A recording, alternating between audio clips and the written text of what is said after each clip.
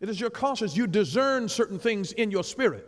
I mean, you can meet people that's connected to your children or somebody else that you know and love, and you don't know anything about them from a conscious level. You've never seen them do this. You've never heard about this. But in your spirit, anybody know what I'm talking about? You discern. You're a discerner. You're a discerner.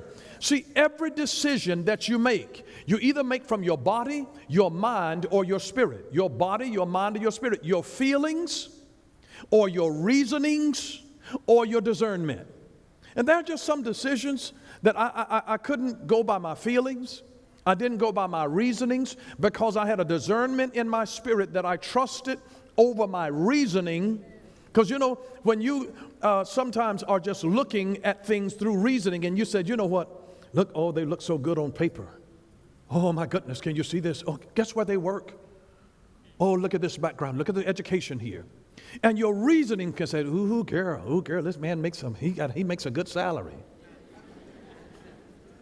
But sometime in your spirit can say, you know what, he may make a good salary and come home and go upside your head. You know, and then you may be able to look and say, oh my God, oh my, she's stacked, she's so fine. But then she may be lazy. Then she may be disloyal. She may be untrustworthy. See, there can be some, she may have so much junk in her trunk. I mean, you know, stuff from her past that has not been that has not been resolved. Where is your mind? And all of this is an attempt for self-justification. But there can be no justification until first there is some blood. Something has to die. Something has to die. And that's why we discover, you know, that Adam and Eve, you remember when they sinned, you know what they did? And they had to be brilliant. I mean, here they are in the garden. The Bible says that they sewed fig leaves together. Where did they get the needle? Where did they get the thread? I am really impressed. But it says they sewed fig leaves together and covered themselves. They could have opened up a tailoring shop. But a fig leaf has no blood in it. So God says your attempt to cover yourself is inadequate. And He brought to them coats of animal skin, meaning that an animal had to die. Its blood had to be shed. It was a type of Jesus being the sacrificial lamb whose blood He was slain from the foundation of the world. And so I would probably like to say that they probably were wearing lambskin.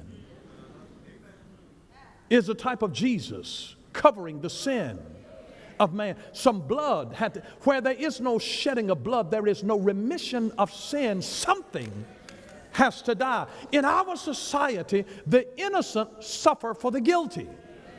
Isn't it amazing? It is amazing. It blows my mind in our society today when we lock up young men and young women, particularly our young men, lock them up and send them to prison, and oftentimes it costing as much as $100,000 a year for their 24-hour protection and their food and their medical care and their dental care to be able to house them in prison, and we could take a fraction of that and educate them and send them to college, and they would. I mean, wouldn't that make more sense? But you see, when a person commits a crime and they go to prison, they're not paying their own costs for being in the prison. It comes to taxes of people who are outside. The innocent people are having to pay for the guilty.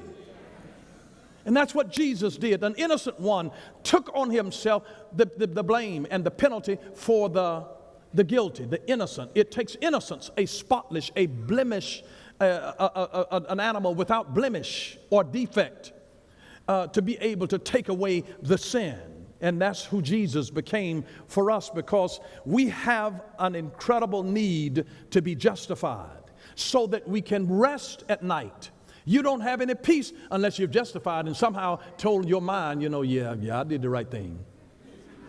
Yeah, they'll thank me for this later. They didn't understand why I had to put them out, but I had to just put them out.